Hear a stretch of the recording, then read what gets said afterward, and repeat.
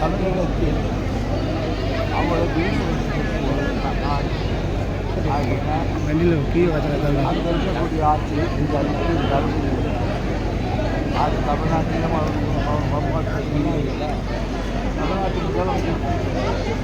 திமுக கூட்டணி சட்டமன்ற தேர்தலுக்குள் சிதறிவிடும் அப்படின்னு நேற்று எடப்பாடி பழனிசாமி பேசியிருக்காரு சார். அதை பற்றி என்ன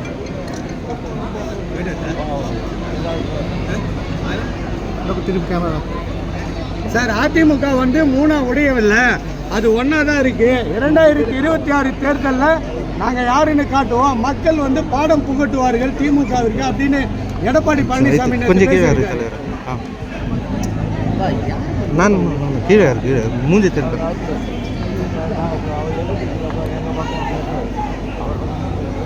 அதே போல் தமிழக வெற்றி கழகம் எந்த நிகழ்ச்சி நடத்தினாலும் வந்து திமுக வந்து பழிவாங்க நோக்கோட எல்லாத்தையுமே தடுத்து நிறுத்துறாங்க, தொண்டர்கள் மீது வழக்கு பதிவு பண்ணுறாங்கன்ட்டு தாவேக பொதுச் செயலாளர் புஸ்லி ஆனந்த் சொல்லியிருக்காரு சார்.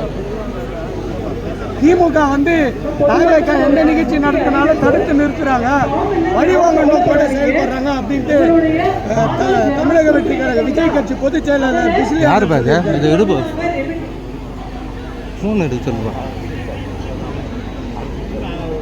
தொடர்ந்து விஜய் வந்து திமுகவையே தாக்கிட்டு இருக்காரு சார். எங்களுக்கு வந்து தமிழகத்தில் நிரந்தர எதிரி திமுக தான், வேற யாரும் கிடையாது அப்படின்றாரு.